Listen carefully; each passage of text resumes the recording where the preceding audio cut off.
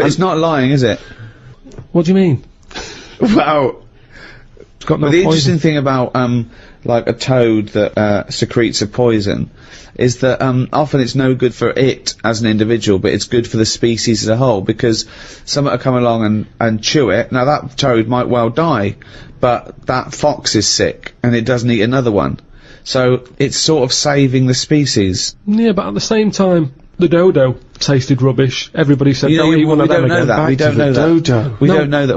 I have read it. I've read that they don't taste very nice. But it didn't Why stop doesn't it taste dying very out. nice? It's Why just in the same way that chicken's nicer than duck. You can't all have nice tasting flesh. Pork's alright, but I prefer beef. Point proven. Good night. So, what I'm saying is, with the dodo, it did taste horrible, but everyone wanted to give it a go. Meanwhile, it's different people trying it, so it died out in the end anyway. So your theory of a frog being poisonous and a fox going, yeah, that's horrible, I won't eat another one of them. Then you get another fox trying one, and another fox. They don't all have a word with each other, do they? Going, I had a rotten frog the other night. So it's pointless. It's a pointless exercise. What I like is your image of nature. This idea that sort of, in your head, there's Mother Nature sat around like a boardroom table, making these decisions. People are coming in, oi, frog, what's been going on? Well, I've been poisoning people. Why? What about you? It's just, you just picture everything as one large Your reasoned... confusion is that you still think of evolution has a will. You still believe that things are striving to be something else, as opposed to surviving if they adapt or change.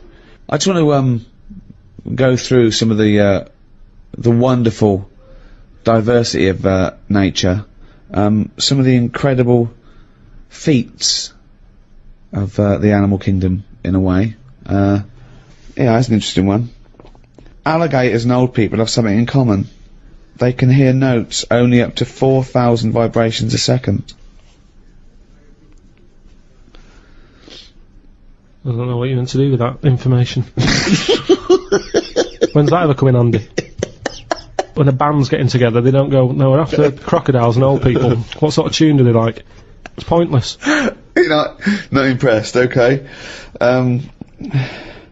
Scientists have applied electrodes to the pleasure centre in a rat's brain.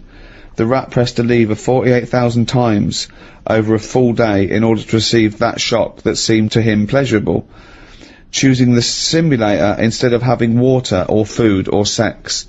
So it chose that virtual pleasure, well, not virtual pleasure, it gave it real pleasure, but an artificial stimulus rather than the real thing, like food or water It or never sex. ate and had water. It never had a change. No, it was addicted. It loved this electrode. It was giving it, it just made it feel good. It was getting as much pleasure from that as the real thing, from sex or food.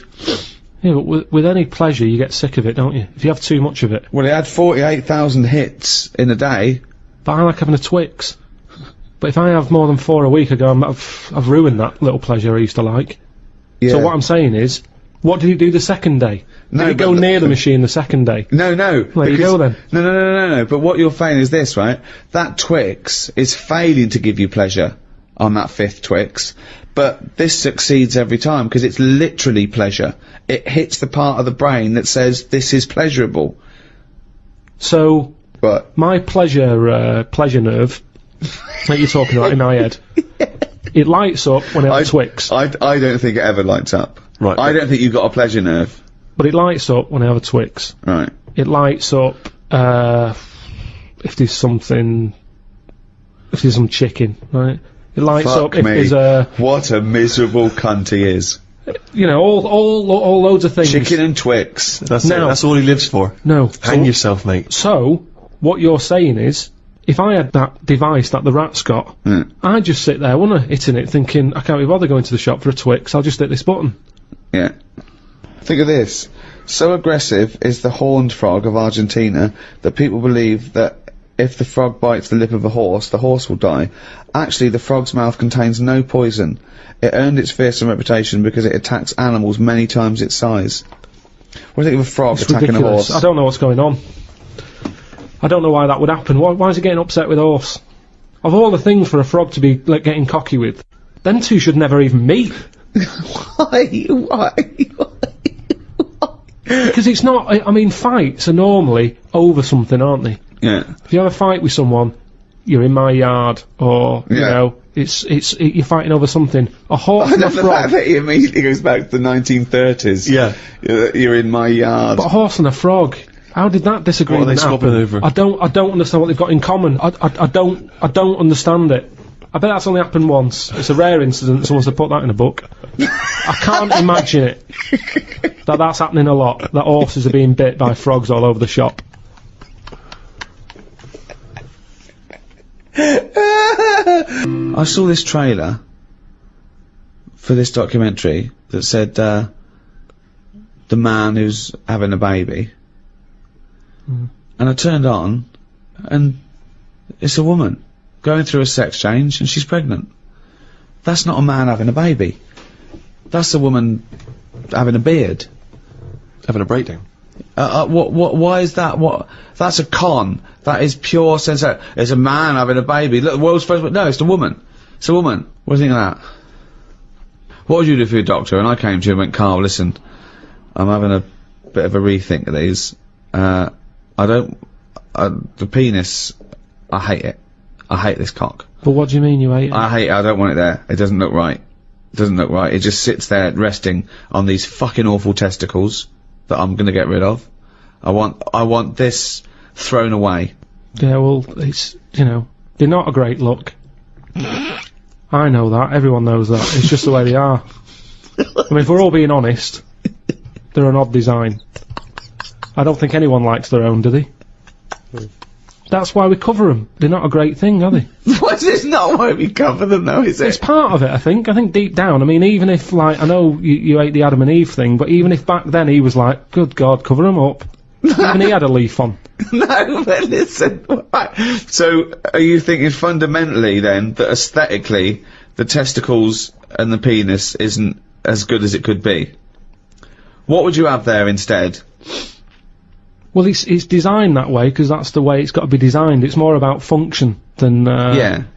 and that's the thing, isn't it? With modern technology, You need, the thing is, the testicles have to be outside because they have to be a few degrees below body temperature. yeah. Otherwise, the Sertoli cells die, which sort of feed the semen and all that. So, to be functioning and sort of like fertile, they have to be outside, which is annoying because I'd put a little rib cage around them, like that.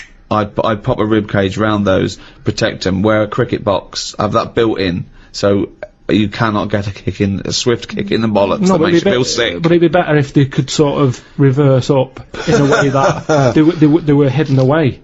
Right. So Yeah. that they were just, then you dropped them, it's like, right, we need to cool them down, be at it in about half an hour. Yeah. Zzz, drop them down. Yeah, like the gear on an aeroplane, landing gear. Yeah, and landing gear down, and the bollocks and the cooling down. Or you could just pop them in the fridge for 10 minutes. It's Well, like they a- could detach and you could pop them in the fridge. Cool Yeah. down. Can you make me some breasts? Easy. Okay. Go on, you say easy, what are you gonna do? What's your plan? Just, how do you do that? It's tablets, isn't it? No, but... Testosterone, isn't it? Testosterone. Toblerone. I want some Toblerone. Well, sort of pointy tits. Like Madonna.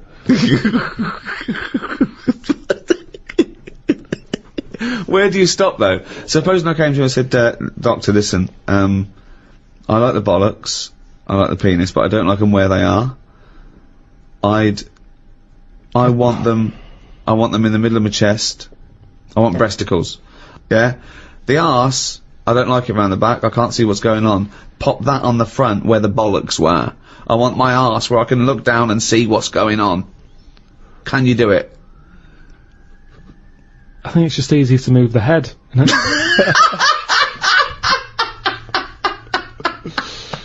Rick, I know you're a big fan of Professor Richard Dawkins, the evolutionary biologist. He wrote a book, The Ancestor's Tale, in which he predicted a post-human world. This was his kind of hypothesis, if we were well, let me read what he's written. If nuclear war destroys humanity and most of the rest of life, a good bet for survival in the short term and for evolutionary ancestry in the long term is rats. I have a post-Armageddon vision. We and all the other large animals are gone. Rodents emerge as the ultimate post-human scavengers. They gnaw their way through New York, London and Tokyo, digesting spilled larders, ghost supermarkets and human corpses, and turning them into new generations of rats and mice, whose racing populations explode out of the cities and into the countryside. When all the relics of human profligacy are eaten, populations crash again and the rodents turn on each other, and on the cockroaches scavenging with them. In a period of intense competition, short generations perhaps with radioactivity-enhanced mutation rates boost rapid evolution. With human ships and planes gone, islands become islands again, with local populations isolated, save for occasional lucky raftings. Ideal conditions for evolutionary divergence. Within 5 million years, a whole range of new species replace the ones we know. Herds of giant grazing rats are stalked by saber-toothed predatory rats. Given enough time, will a species of intelligent, cultivated rats emerge? Will rodent historians and scientists eventually organise careful archaeological digs and through the strata of our long-compacted cities reconstruct the peculiar and temporally tragic circumstances that gave rat-kind its big break? Carl, thoughts?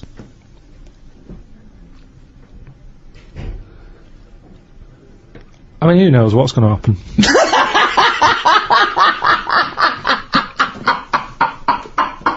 Well, that's about it for the second in the series of the Ricky Gervais Guide to. That was Natural History. I think we've left no stone unturned there, Rick. I think that is a definitive work. If you've enjoyed the Ricky Gervais Guide to Natural History, why not go back and listen to the Ricky Gervais Guide to Medicine, if you haven't already, or even if you have, make it, because it'd be revision. You know what I mean? There will be a test. There will be. There won't be a test. There won't be a test. We can't be bothered. No. And next in the series is the Ricky Gervais Guide to the Arts. Look forward to that. So just to clarify, that's the arts. Yeah. Right. Not the arts. Sorry, just yeah, the arts. way you speak. Well, yeah, I mean, I think you should never go away people speak your words away. Yeah, well, no, but just be clear. Well, no, but Be clear. clearly you're not being clear, aren't you? You're making dumb, bumbling fool. And we won't even get on to Karl Pilkington.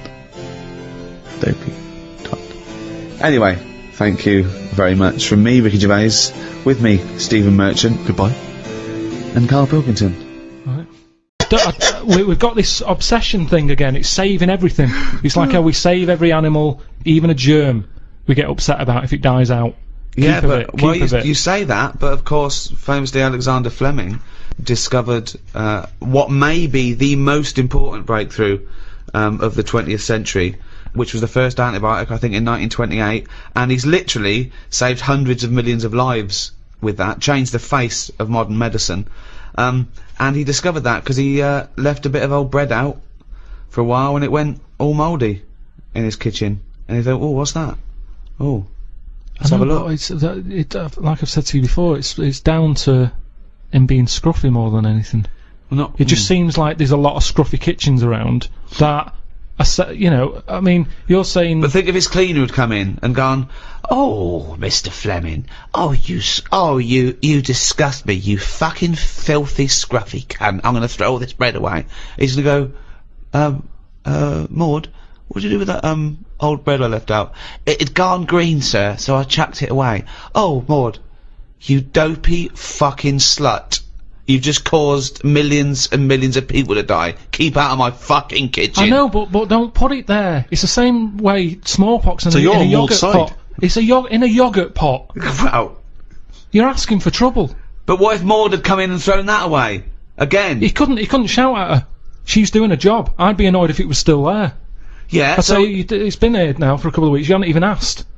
There's a lot of cleaners. That's part of the problem, I'd say. The cleaners. They're not doing the job. That's the problem in hospitals, isn't it? Yeah. There's filth everywhere. Well, they proved a point.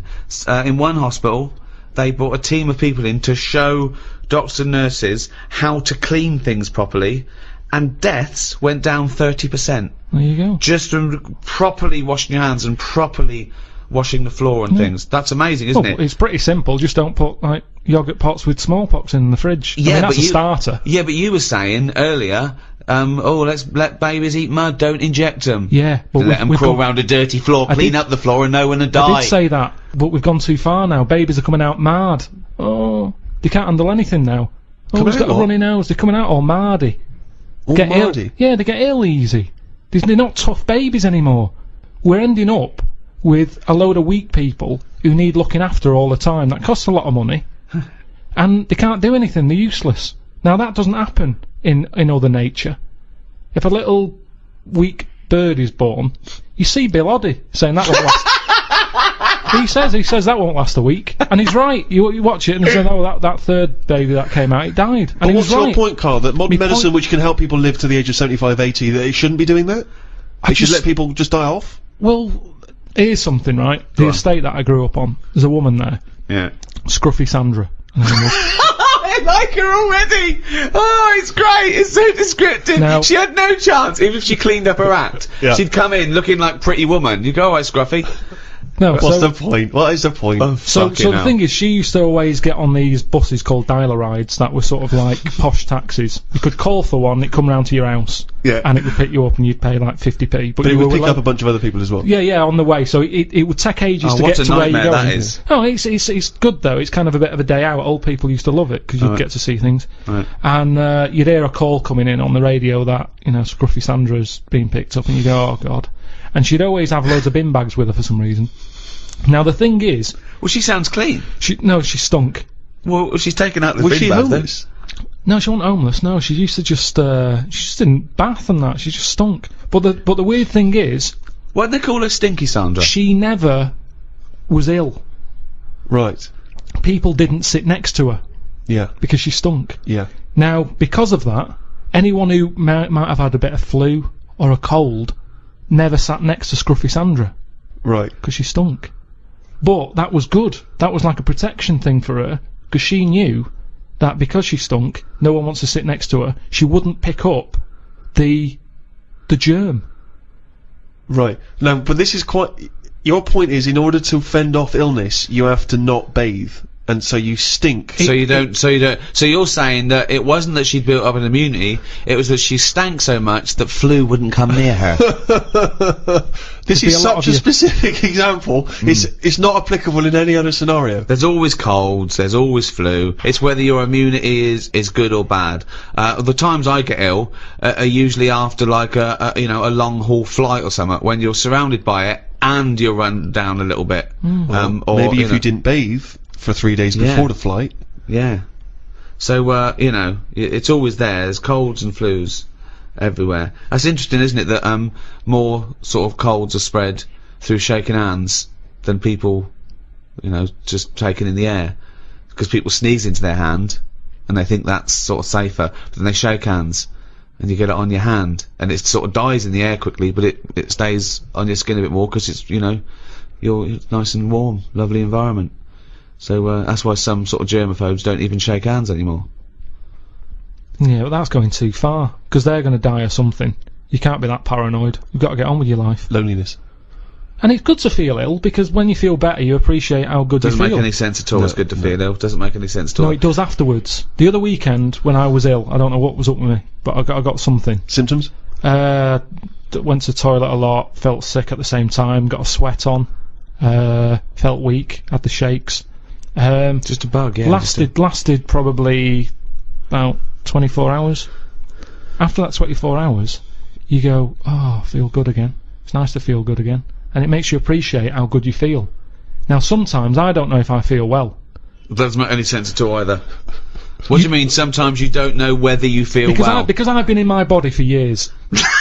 Here he goes again. Go on, yeah. Here he goes again. Now, the two minds. If there was some sort of kit that the doctor said, how are you feeling, Mr. Pilkington? I go, oh, I think I feel alright. And they go, well, do you? Yeah, I don't know. And they go, well, step into the machine, right? Get into the machine, and if he could somehow transfer my feeling into his body so I could feel how he feels, and then he can feel how I feel, and he'll go, oh, you're not well at all. Your heartbeat's irregular for a start. You're a maniac. This is... I don't know what's going on here. Because Why don't you get just accept that if you feel well, because you don't know if you Hang feel on, let's well. get this machine built. Sorry, why are people bothering studying AIDS? We got to get this machine built. Listen, this machine could do a lot of good if they could do it. Why? Because some people, you hear about people who go, oh, I think I've got a bit of wind. Before you know it, they drop down dead. Right? Because they didn't know. They just, well, didn't Mr. Jones have a sweat on, Mrs. Jones, before? Oh yeah, he did, but he always had a sweat on. Well, didn't it bother him? No, he was used to it. Happened for years. Why didn't you come in? Oh, So, he and felt what would the alright. machine do again? The machine would make my doctor Yeah. feel like me. He'd be sat there and he'd go, Sorry, Oh. who's saying to Mrs. Jones, didn't Mr. Jones have a sweat on? the doctor. So the doctor knew he had a sweat on. Why didn't the doctor say, well, we No. gotta look at that? No, he didn't. He asked He's not a Mrs. very good Jones. doctor, though, is he? He's not a very good doctor, then. Yeah, but this is the problem now, isn't it? Right. So Because there's too Mr. many ill Jones went to the people. doctor and said, oh, I've got a sweat on. Right? Right, so he'd go, well, I'll tell you what, get in the machine. So Mr. Jones gets in the machine. Yeah. The doctor hits the button. Mr. Jones gets into the doctor. The doctor Right. goes, you have got a sweat on. I'm familiar with this because I had a fella in the other day with a similar thing. Take 3 of these. You are a mental case. I don't know what this is. Because- But why can't What- the what is doctor this- make that observation like a doctor Yeah. does? Why What can't the is this- doctor, using his knowledge, observe the I person tell with the you sweat why. on? I tell you This is why. like a scene from Ghost. This is Right. like Patrick Swayze. Listen, do borrowing... you know that time when I went to the doctor's and he said my nerves are too short? That doesn't make any sense I at all. don't know Well, what that listen, was. I've told you about it. I don't want to go through it again. But he looked at my legs and stretched them and that. He said, "Yeah, it's the old short nerves problem." Now, The old famous short nerves that problem. took like 3 visits before he worked that out. Right. But how would he be able, just because if he was feeling how you were feeling, I wouldn't help him identify it, Yeah, would it? you're there in your body and you're not going, bloody hell, my nerves are a bit short. Doctor, you go into the doctor, okay, and we're just going to place Pilkington in with Right. I'll tell you Pilkington the is in me. problem. Oh, my nerves are too short. When my nerves were short, Are they not short already? Have they extended since then? well, yeah, I just have to do stretches and it's pull them about. Right. But when I had that, I'm not very good with words. Go on. So when I was going in saying, "Doctor, my knee's aching," and he'd go, "What sort of ache is it?" I don't know. Yeah. I don't know. It's just an ache. And Toothache. It's like a toothache in my no, leg. but it's different. Go It's a on. different ache. Now the thing Arseache. is, It's like an arseache. it's hard to explain an ache. So he'd Yeah. have to feel the ache, and then he could make an assumption from it. Thank you. So he would presumably go through training, going in the machine, and they'd bring in various sick people, and he would experience and feel every single ailment. Great. Yeah, but over. Doctor, I'm going to let you know now what a swift kick in the bollocks feels like, just in case you ever have to diagnose that. Oh, you can't! I can't remember that one! Yeah, but Doctor, now you're going to feel a spike up the arse. it's all about. Yeah. It's, Oh, I can't remember that one! Okay. No, Doctor- couldn't I just wait until a man comes in with a spike up the arse? No, you got to tell you so you know But when I you reckon I feel could it. assess it if he's coming, he's got the spike up his arse, I'd You've be got able to to tell. experience everything before someone comes in and gets into your body like Ghost, and you'll know what it is. Hey, listen, let's not dismiss this idea out of hand, of course, because you'll famously remember, Rick, that Carl had the idea of a man who can grow backwards. So he's born as an old man, Yeah. and when he dies he's a young baby. I think we're all looking forward to the new Brad Pitt film. That is exactly that plot. a bit strange. It's not really strange, is it? Because it's from a novel, I think written before Carl was born. That's true, that is true, yes. Yeah, So but I actually- haven't read it. Well, so that's obvious. It's just an idea, and with all ideas comes something. Einstein said that. He said if an idea isn't Go on. Wait. Just what let did him Einstein finish. say? We've got an Einstein quote here. Yeah. This is a historic day. Carl, sorry, what were you saying? What did Albert Einstein say? he just said something along the lines of. No, give us the Come on, quote, give us the No, quote. it doesn't matter about how he don't. worded it. It's the point in hand. Well, I think it is. I think a quote. I think like all, any sort of poetic content of anything is exactly how it's worded. So just what did Einstein It's say not, exactly? no, it's Well, not. no, it is, yeah. Well, he said something along the lines of Go on. an idea. If an idea isn't daft, Oh, start again. No, 'cause come on, let's hear it. No, because he started. Because he said if an idea isn't daft, it isn't worth thinking about. From 1978, Carl, Werewolves of London by Warren Zevon. Are you a fan of that? It's alright, Great track, isn't it? Fans of Warren Zevon, maybe if you should know he's got a new album out as we speak. Although, if you're a fan, you probably know that already. Yeah. If you aren't a People fan, who hate him would Yeah, be interested would in be- knowing yeah. that he's got a new album out. Yeah. Do you believe in? I think Werewolves. lycanthropy. Is it not called What's that, sorry? lycanthropy? What's lycanthropy? Isn't that werewolfism? Really? Isn't it? Do you believe in that, Carl? They've found stuff, haven't they? They've found kids walking about who are all hairy because they sort of grew up with wolves and that. Yeah. So No. You see, two things there. You cannot take on acquired characteristics genetically. So if you grew up with wolves, it wouldn't suddenly make you hairy. there's been pictures, there's been stories on it, and I reckon most people a lot of people have seen the stories. It's a popular thing. You mean the kids that are born hairy? No, there's kids who've been born hairy, right? Yeah, that's it. No, but listen, and they walk around on all fours, and they drink milk from a saucer. Steve, this is No, too remember, easy. remember that time with the maggot in the head? And getting out with bacon, and you were like laughing, and then people called up and said, "Yeah, I've seen that. I've read about that." Yeah, this but is the same thing. Have you seen an XFM listener up close? Have you ever looked? They studied? drink milk from a saucer. Yeah, they've got to be kept on leads. People who listen to this show. There's no point me telling you about stuff. There is. It's comedy See, gold. when you were at school, did you keep arguing with the teacher saying you're talking rubbish there? Teachers didn't teach us about werewolf boys and ghosts. They taught us maths. God, right. Tell the story about the manhole cover. Right, in the same magazine as the one with the cat and the fire and that. Don't tell me that story again, it gives me the shit. Yeah, a cat that's got a weird expression on its face is against God. Anyway, this isn't a scary story. This was just like Get physics. explained. Physics. Yeah, yeah. It was going on about the nuclear bomb and how powerful it is. And they put a manhole cover on top of one. Okay. Blew it up. Yeah. Never saw the manhole cover again.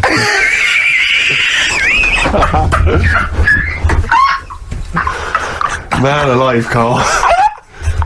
Unexplained. What's going on there? Something weird is happening there.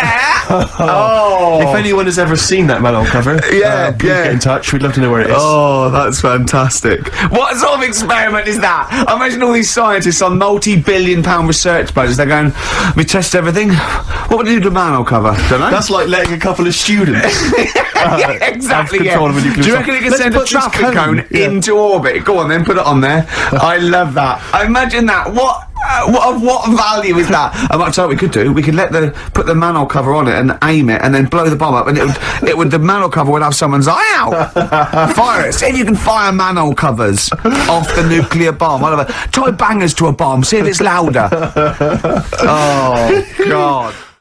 Anyway, Carl, look, let's have a little quick session of White Van Man. For those that don't listen to the show regularly, the Sun, as you may know, has a section called White Van Man where a member of the public gets asked their opinions on the week's big political and social hot potatoes.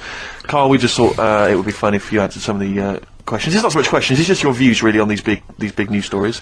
What do you make of Olympic ski hero Alan Baxter testing positive for drugs? What did he do? Well, he won a gold medal in the Olympics, and what? He was a skier, Right. and he won gold medal, and they've just tested him positive for some kind of illegal drug. But what? I mean, if he did, why take drugs to ski? Why? Because all you do is balance. But imagine, it'd be amazing if you were stoned, like going down a hill. Yeah, it's not like you have But to. it's not going to help you. Is No, it? it's not just like, gravity that's doing all the work, isn't it? With skiing. Yeah, but it's often to do with your athleticism, isn't it? It's No, not but it'd be you- like saying, and we've just found out the people on the toboggan were on crack. It's not going to help them. You sit there and you go with the flow, and you try and you hold Could on. I say, the drugs he was Apparently taking... that's his defence, Probably, he probably wasn't jacking up H or, dropping a few E's or getting stoned. He was probably taking more sort of, Steroids. performance-enhancing drugs, as opposed to him just, like, scoring some shit around the corner from someone, but that getting off his tits and jumping in a toboggan. Doesn't mean that, does it? He wasn't off his nut. Yeah. You tested you. You pissed out your head. But why doesn't he just say, don't be stupid, why would I do that? It's just not going to help me out.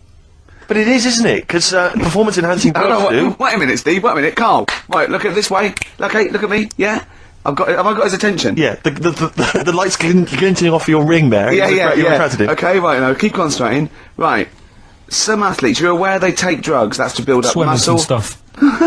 Yeah, swimmers. For Runners. example, runners, yeah. Not only do they help build muscle, right, but they can actually, give them a boost performance-wise, Yeah. sort of like steroids and all this sort of stuff, right? So that's the sort of thing we're talking about, okay?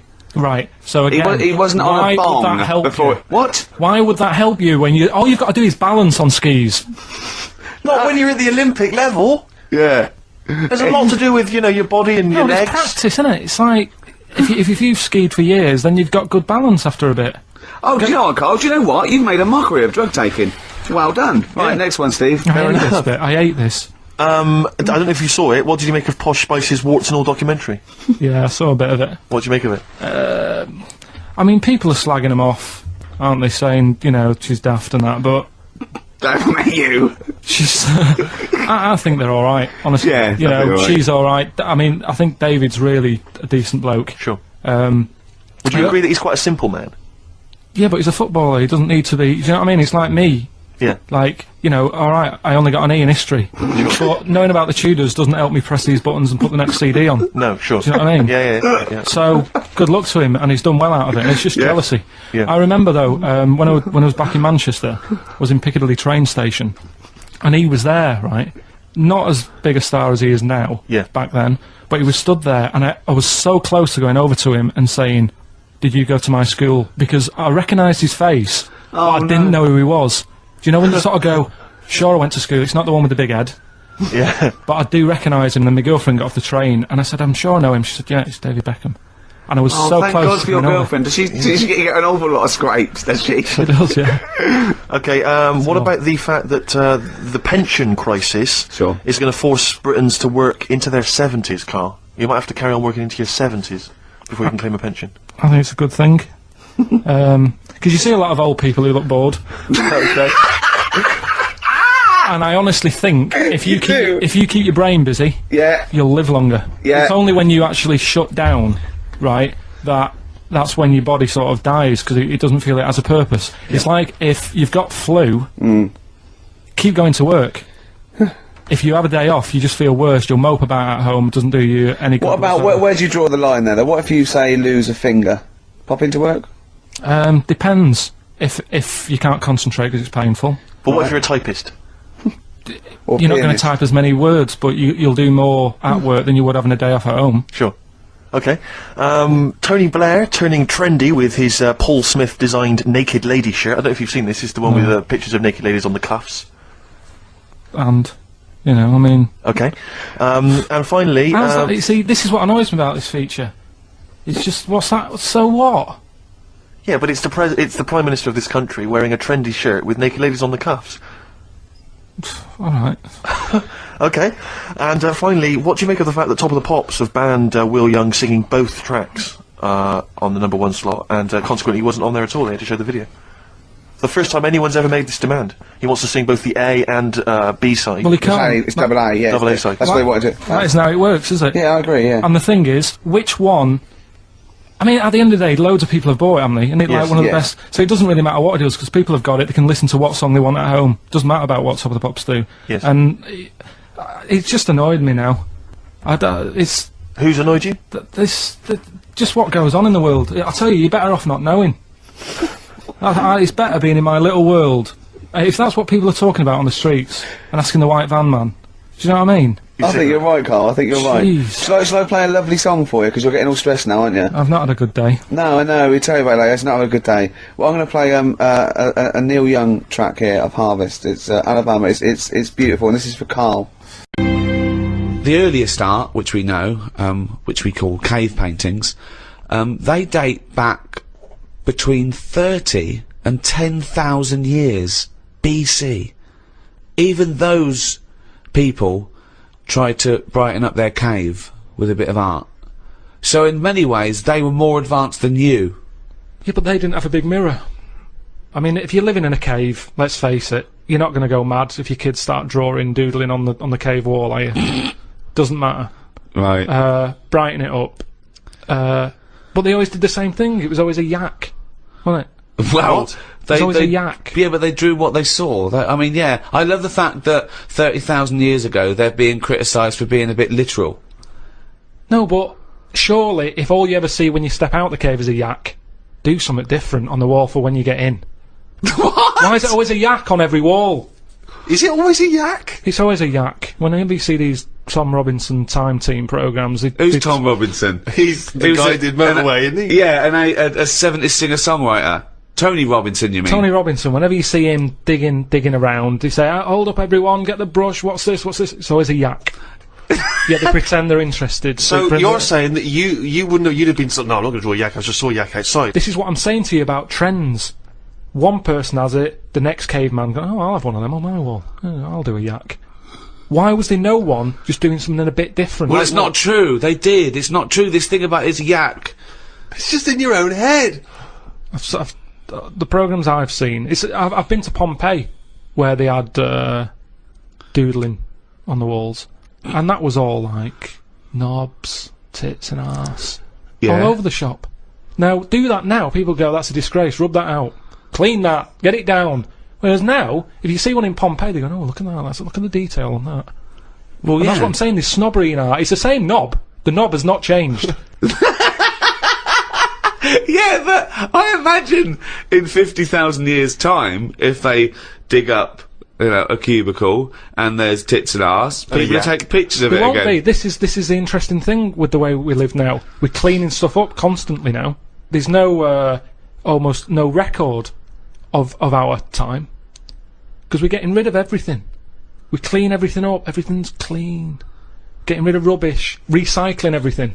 Well, that's a very good point. Is graffiti a valid art form? Some of it is. I think it is, yeah.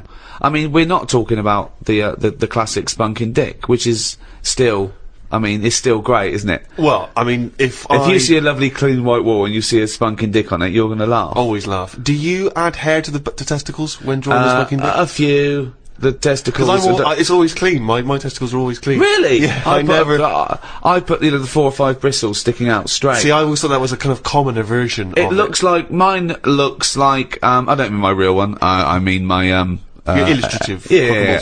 It looks like 2 gooseberries and Thunderbird 2. Do you add much detail, at the tip of the penis? No, it's a straightforward, it's dissecting across, just a line across, to show the helmet. Yeah. Then one little line for the eye. Do you tend to keep the same number of droplets coming out? Droplets? I do 3, but I don't do the line. I actually do the little teardrop. The little teardrop droplets. Yeah. And that is the spunking dick. As when I was at school, it was referred to, and this may be specific to Bristol, it was referred to as the sacred. I've just drawn a sacred. Oh, really? I don't know where the origin of that was. Some graffiti is funny. I saw one in London. It just said, Rachel is a big-arsed, big-chinned cunt. Now, I think Rachel's going to see that and know, I'm the only big-arsed, big-chinned cunt round here. I don't know how big her chin was. Sure. I think of her chin maybe looking like the arse. Yeah. It's like the big arse like that, but maybe she couldn't see the last part of it because the chin was in the way. Rachel is and that's all she could see. Now, where was this graffiti written? It was in, near Centre Point. So, do you think someone was so angry Well, with Rachel? Maybe Rachel nicked this woman's fella. Right. And she went out. Yeah, and scrawled that. Yeah. In a lot of different places. I saw one that was something, I don't know, it was back in Bristol, it was something like, Michael Peters is gay. And I always wondered if that was Michael Peters himself, who was having trouble coming out of the closet. Yeah. And was just writing that in a number of different places. So that by the time he finally mentioned people, they went, oh yeah, I knew that anyway, I saw it in the toilet. Sculptures. What do you think of sculptures? I mean, because that's something that really is getting into the 3D world there, isn't it? No longer do you have to represent something as 3D. You can make something. The statues are amazing, aren't they? They're clever, aren't they? I mean, they always look the same. Well, that's not true, is it? Because recently there was quite a controversial one, a huge one, in London. The pregnant thalidomide woman. What do you think of that? Oh, yeah, I saw that. Thoughts? I wouldn't have it in my house. Well, there wouldn't be room, because it would just be you, Suzanne, and a pregnant thalidomide watching telly. I don't know what he was trying to say. It's maybe she was saying, okay, we've had the human form. This is an example of the human form. Yeah, but do you think she started off trying to do normal, and it was like, oh, I've chipped a bit off?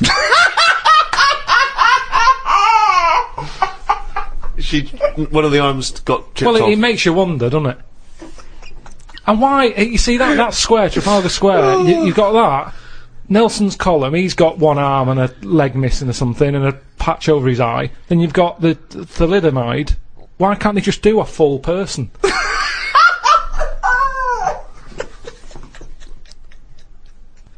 Well, that was what they saw. That was what the artist saw. It's about confronting us with certain preconceptions of what we expect of the human form, what we expect of sculpture. It's probably a little ironic comment as well on the famous Rodin. It's wrapped up with all kinds of ideas of maternity, of the human form, of what sculpture is. Why wouldn't you put that in a big public place? What about the subject? Did you think who's that subject? Who is that woman? No, not really, because the Lidomides are around, and we've all seen one. It's not like a shocking image. It's one of life's little things that it chucks out. There's some out there, so it's not shocking, is it? I don't understand what you mean. I think what I thought is, it just goes to show we're sort of running out of ideas. What do you think of people who are so angry at art they try and censor it, or they try and destroy it? Do you think art should ever be censored? It's where you put it. If it's in a gallery, then it doesn't have to be censored. If it's in Trafalgar Square, where everyone's wandering around having a nice time, you don't want a 12-foot cock. So it's all about where you put it. I think some art looks better because of where it is. Angel of the North, that's a bit of art, but it's a bit of a surprise, isn't it? You're driving along a miserable motorway. Yeah. Oh, what's that over there? Gives you something for your eyes to look at again. Motorways are the most boring place to drive. But you go, look, there's a bit of art over there. Yeah, but Stick that then Angel again, of the should you be North. looking at art when you're going at 70 miles an hour along a motorway? Well, yeah, because it's really big. You can keep your eye on it and Look in the mirror. It's not a problem. Wait till you go past it and look in the mirror like normal. So you like the Angel of the North? Because it's something in the middle of nothing. Right, but if you put it somewhere else... Stick it in Trafalgar Square, you'd go, oh, more clutter. Now, you've spoken, Carl, about, art and what impact does it have, blah, blah, blah. And as Ricky's just pointed out, of course, in some instances, art has been considered incredibly controversial, very provocative, and has been banned. Famously, one thinks of the Nazis banning and burning certain books, not all of which were just books, criticising them. It was often artistic works, things which they felt were subversive in some sense. And you get that in many repressive regimes, where people's artistic work is not allowed to express the way they feel about something. For Stalinist Russia, for instance, art there, literature, are not able to express its views because people see it as dangerous, as provocative. Well, yeah, the threat always comes from scholars, with like any dictatorship, and they know that. But not just scholars writing, scholarly texts, criticisms, but also people expressing themselves through poetry, through creativity. Well, yeah, things which are not expression's direct. dangerous, yeah. They can be abstract, and yet they can still be subversive. Yeah, but I think if it's done in a way that isn't just like a lunatic, they get away with it. Like a nice poem, some people would read it in a different light. I might read it and go, I don't even know what they're going on about there. So, as long as it's done clever, get away with it, don't they? So Well, it no, makes the often not artist the better. case. But that's not often not the case, that's Well, what I'm saying. Often, in these regimes, these things are repressed. No, but there's always like code words and that you can use and they can't have you on it. Such as?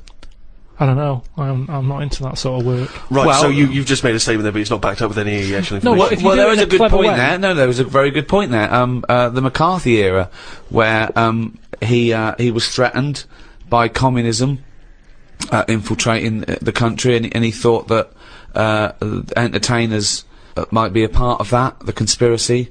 It was a hotbed, and he made everyone come forward, writers, actors, say they're not a communist, and some people were out in the cold, and so people had to be a bit cleverer, like was it Arthur Miller, The Crucible? It's a metaphor. It's about witch hunts, but it's about the McCarthyism. So yes, good point. You can put coded messages CB into radio art. was the same thing. Go on. Well, it's all the codes. As long as you've got Okay, codes. well, I thought you had I mean, I was trying to make your point sort of more valid than it obviously No, was. but if you need to refer to CB radio, that's the obvious... Well, the that's obvious what I system, can really. relate to. Sure. Yeah, we've done this. There's no point in CB radio. They go, how many candles are you burning? What? How old are you? 8. Okay, yeah. I mean, there's no point to those codes at all, So this is in no way relatable to The Crucible. Why would you be talking about one of the most respected plays of the 20th century, and suddenly this, in your head, reminds you of CB radio? Just having this code going on that only certain people know how to break. Everyone knew it. No, it's pointless. Not back then they didn't. Pointless. Because she said it was moving What, about specifically just the head? She just crossed the head. with a stone. She got a tiny head-shaped stone. Squashed it. Because that's where all the action is, isn't it? So she said it was too cruel watching it, sort of shaking about with his one leg and stuff. You had to kill it. I imagine I had this vision that one day Suzanne just having to say to his parents, I sorted it. I sorted it. I had to put him out of his misery. What? I just couldn't bear to see the don't twitching like to know, anymore. do you? No, you didn't like to know, but Yeah. I just took a rock. Yeah, and just squashed its head. What was in it? There was nothing in it. It just caved in. Was there an egg in it from a No. from a It was like you know when you will get a blown egg and then you crush it and it's just there was nothing. Yeah, nothing in it at all. But I just think he seems happier. I'm certainly happier. I was happier because I'm much happier because he's sort of he's more sensible without the head. Yeah, we're still happy together, but now we use the dishwasher instead of him washing it up. Yeah. When we've already got one that costs £400. What metaphor are you taking from this? Just the way. Yeah, so that's at the beginning. There was going to be a point you were going to extrapolate for this, like a fable. So what did you learn from that? I thought I was doing right at the time. And Well, that's it, isn't it? important, isn't it? And is it objective or subjective? You know, one person's evil is another person's good. Some people think abortion is the worst thing you could do. Others think it's a woman's right, and it's a kindness. Some people think that you should never kill under any circumstances. Other people say that some killing is morally right. Again, should an action be judged on its intent or its result? If someone said to you, "Oh, I thought I was doing a good thing," but you know they opened the windows and your cat fell out. I thought they didn't even know you had a cat. Did they knock it though, or did it just jump out? It just jumped out. Well, I'd say it's not my fault. Your No. cat's daft. No. It was hot in here. I've Right. opened the window. Yeah. Well, I'm not getting the blame for that. No, that wasn't my point, was it? That if you open the window, right, and they come home and you go, "Oh my God, the cat jumped out and killed itself," you go, "Oh my God, I'm so sorry. I opened the window because I wanted to let some air in. I was doing a good thing." So did I know it jumped out? No. I'd probably say, you sure they didn't do that before I got here this morning? Did you have the window open? Right. I don't think I looks like it's been there a while. So That's a bit already hard. you instantly don't want to be culpable for your own actions. I mean, it is Hang your on a fault. minute, it wasn't me who did it. It is your fault. The cat's dead. yeah, it's an accident, but nevertheless, it's still your Oh, fault. if it's definitely me, yeah, I'd say, yeah, it jumped out. I opened the window because it was hot in here. The cat jumped out, it's dead. Let's go and get another one. Right. I wouldn't worry that much about a cat. Right. But what if it was a baby? Well, it's a bit awkward, isn't it? Yeah, I suppose it is. Carl, I'd like to ask you, if I may, stop twiddling that. Now, this is interesting, because you were fiddling with a bit of plastic there, and it was annoying me, and I know that a lot of things annoy Ricky, get very infuriating for him. Social etiquette. Now, that's a very, that's not obviously inscribed by law. These are just things which have built up in society. So, for instance, it's impolite to sneeze and then shake someone's hand. Yeah. It's, Or sneeze straight in their face and go, "Oh, sorry, I've got swine flu." now, those things are obviously good practice in terms of avoiding the spread of disease, so that makes sense. But other things Also, are it more might just be arbitrary. disgusting. If someone hasn't got a disease, I don't like to see someone sneeze on the pavement or sniff or scratch their arse. So social etiquette, I mean, how do you decide, I mean, what prevents you from being truthful and honest at all times? I don't know, there's something in you, and sometimes you can just pop it out, can't you? I've been in a situation when I've said stuff and I've thought, why did I say that? Go on. But it's not always. In the dentist, last time I went to the dentist, I was sat in the reception bit, big fat woman comes up the stairs, massive she was, had a right sweat on. Right. She gets there, and Out of breath. yeah, she was, again, you know, I mean, she was friendly, dead friendly, but kind of like, you know, leggings on, sort of, you know, shoes but not on properly. She was stood on the heel, Yeah, you know, like she couldn't be bothered. Yeah. It's like greasy hair, and she went up and she's been all happy and everything, and I think that's what annoyed me. So when she sort of said, "Oh yeah, I've lost weight," she was talking to the woman behind the counter, and she sort of said, "Yeah, I find it really difficult, especially living where I live and having to come down this high street because there's so many cake shops and everything." And she sort of said, "You know, today I've walked past, normally I always have a coffee and a donut, but today, you know, I didn't have a coffee and a donut." And I just said, "Why was it shut?" Right? No, you didn't. I did, honestly. Honest to God, on my mum's life. I said, "Why was it shut?" She said, "Oh, Hold on, why did you butt in? She wasn't even talking honestly, to you. I know it's really, really weird. It's really Did you have weird." to shout across the dentist waiting room, or were you No, stood it was next to just, it's a small waiting room, so you got the stairs, you go in, you got about 4 chairs, and then this old desk, and I get on with the woman behind the counter, and I always sit close to it, and it was just me there, and I was talking to her about going to Corfu or something. She comes in sweating like some bison up the stairs, and she's there, and because she was showing off, it was like, well, you should have done it a long time ago. I think she annoyed me that she wanted some sort of pat on a big hefty fat back. That she hadn't bothered having a donut that day.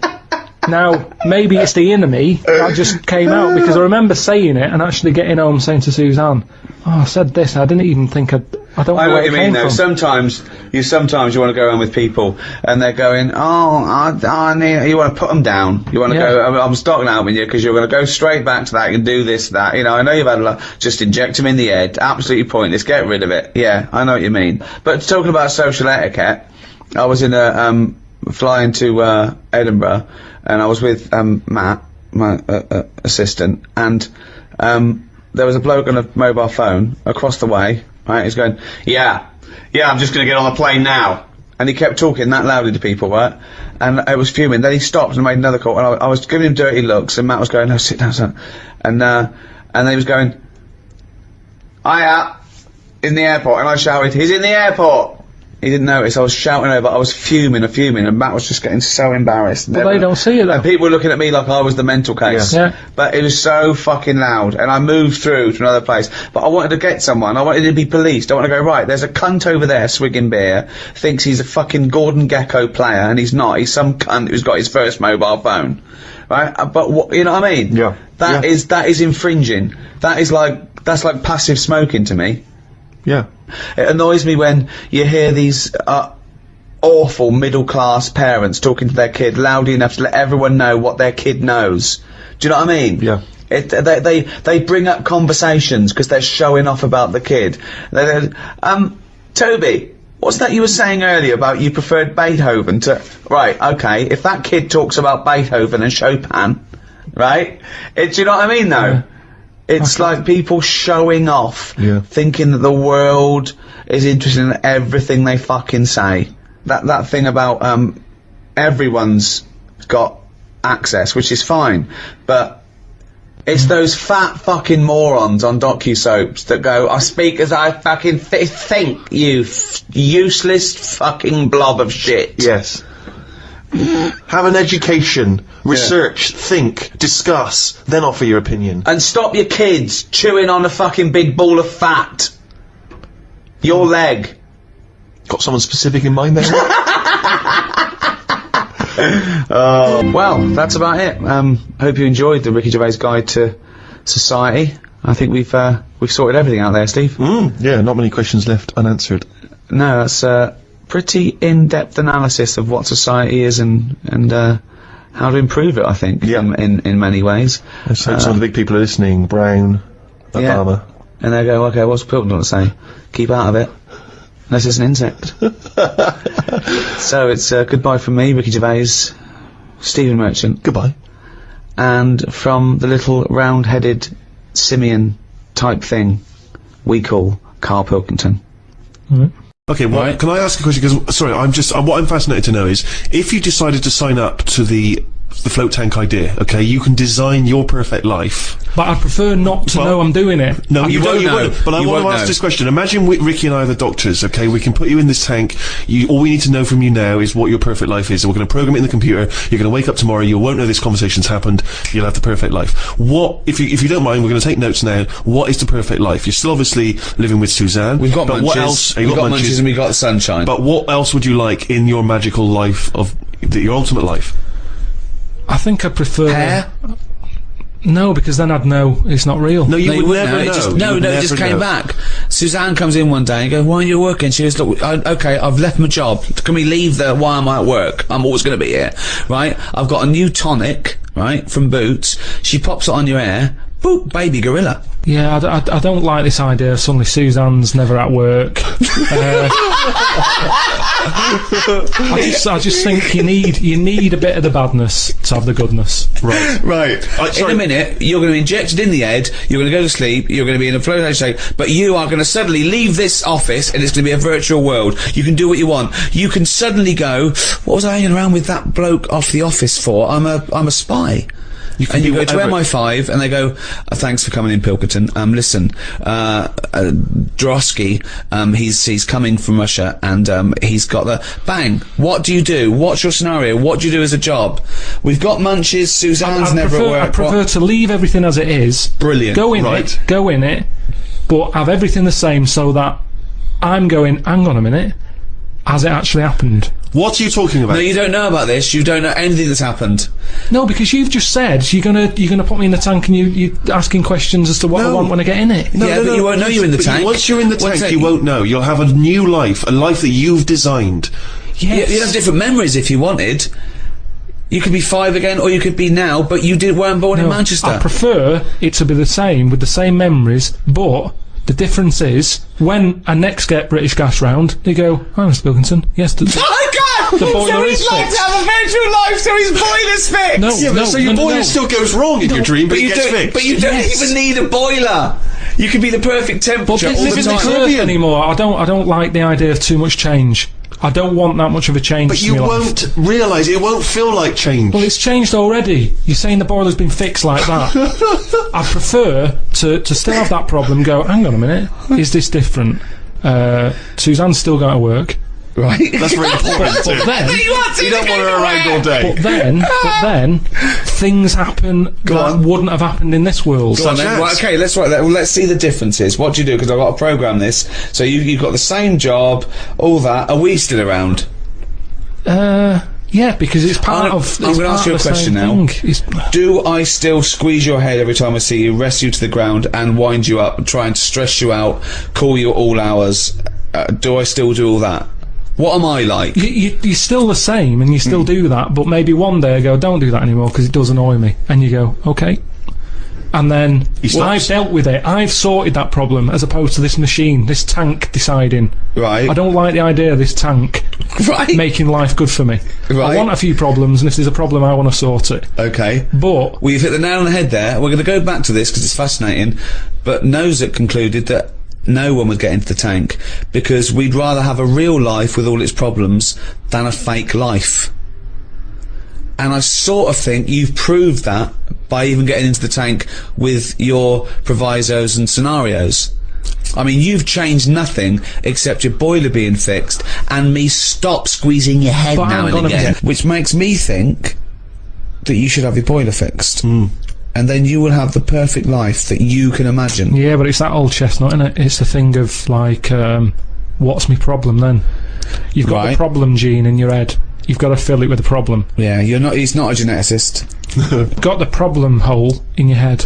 No, it's got the problem hole in your head. Shut up, Ricky. Let him say what he needs to say. He's got a problem hole in his head. He's got a problem hole in his head. It's called his mouth. Yes. Right, that is your problem hole. So, if someone comes up and they go, I've fixed your boiler. Sorry, could I just ask let him speak. Let me ask one question, Steve. Is the problem hole different from the problem gene, or is that a new term for... No, you put things through the problem hole and they end up in the problem gene. You feed something in the problem hole. Is that right, Carl? It goes through the problem tube into the problem gene. Okay, so it's down the problem conduit. Okay, go on. Right. So it's better to have... You've got a problem hole in your head, right? Yeah. So you stuff in a problem into the problem hole. Okay, yeah, okay. Now, all the little problems can't get in because of the big problem. Right. Is that good or bad? It's a but good that's not true, is it? The problem hole is a standard size on everyone. Right. No, but that's Shut up, Ricky. Let him explain. Now, Ricky, I'd say his problems are not even problems. Well, how big's his problem hole? Same size as mine. Same size as yours. But his problems are all little ones. They're like, you've got like a load of Skittles. I've got a big cream egg. Right, but why... Shut up! Let him speak. He's just expanding on his idea. What is his problem? What is your problem that's so big compared to my little Skittles? Loads of problems. You get stressed out about things that I'm like, well, so would you? You get annoyed easily with stuff. People chewing loudly, or someone breathing loudly, or someone coughing. Whereas I'm like, that doesn't matter. Like you say, to you, the boiler is like, get it ripped out, put a new one in. It's not as easy as that. It is. And that's why the problem ball is growing. He's got a gene, a ball, and a hole. So the problem ball. No wonder there's no fucking room for a brain. Right, shut up. Let me ask. I want to clarify this. The problem ball exists in life. That gets bigger and bigger and bigger. It has to go through the problem hole, down the problem tube, into And the bounce problem tube. into the problem tube. Right, now then. So you've got the problem ball. Everyone's problem hole is the same size. Everyone's. But some people's problems are smaller, so they can slip straight into the problem hole. I've got a question, Stephen. Wait. And listen, has anyone got a pair of problem balls, or is it always just? Because ladies have a pair of problem balls? No, because Hitler had one problem ball, didn't he? But could anyone ever have a pair of problem balls? Is my question to you. And some people's problem balls are much bigger than another man's or another woman's, right? Yeah, Right. depending on the problem. So you could have you could have a pair of problem balls and one problem hole. The way I'm saying Supposing I came to you and said, listen, But a man starving in a foreign country, he might have huge problem balls. he might have, but if I went to a doctor and said I've got a problem hole, and the doctor said, well, let me see it, and he said, well, let me see your problem hole, and hanging down in front of my problem hole was a huge pair of problem balls. What would he treat first? Is my question. Well, would he look into the problem hole? He said, he'd say, take your problem genes off. Right? I want to see your problem hole clearly. But he would put his hand or his finger into the problem hole to try and remove the problem ball, wouldn't he? He could feel the problem balls, but he'd have to insert his finger into the problem hole, wouldn't he? Right. Okay, so Carl, go on then. I'll just get in the tank.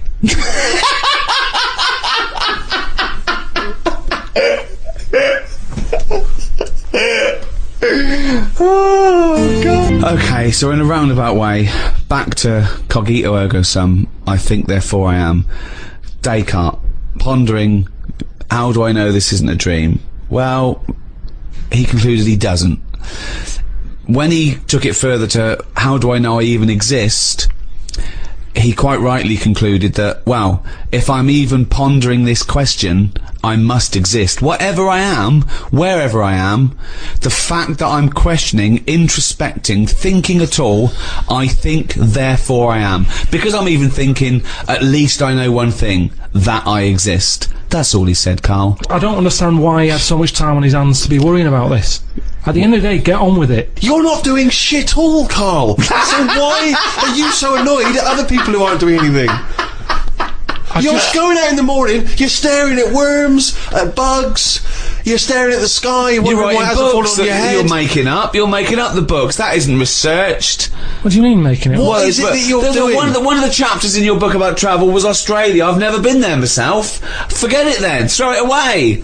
No, because you can still have You make thoughts up on- stuff about a grub eating a biscuit. We're all the same. I mean, what is that? That's not. But I laughed. Yeah. So I enjoyed that book. Listen, everyone like me who That bought book that is book, absolutely pointless. it is in my lavatory. Every time I pop in there for a shit, Yeah. just take it off the shelf, have a little read. Great fun. And I'm down to about 4 pages because sometimes I forget to get bog roll. But listen, that is a fun book to wipe your ass It's with. a great book to It wipe was your ass me, with. but that book was good for me. I don't Yeah. know if anyone enjoyed it, but I was emptying my worry hole. And at the end of the day, emptying your worry hole. Is that different to the problem hole? Your worry it's hole. next to it. Once the problem ball is being processed through the hole, is it deposited through the worry hole? All I'm saying is, you're right, I do watch a lot of insects and stuff, and you never see them wasting time. They're always doing something, and ants carrying something somewhere. Sometimes I watch it and it goes somewhere and comes back again. You think, does it know what it's doing? But at least it's trying. What you? Now, if there was a What big is it doing though? What is that ant doing? work, it's building a house, or what's the point? It's everything it does is pointless. how can you say that? It's pointless. I'll tell you what, if there was a bigger sort of being looking over the world and they went, right, let's look at the human race, and, well, they'd look at the ants first and they go, right, they've got their hands full, they're carrying big stuff, they try to save time by carrying stuff that's way too big for them, really.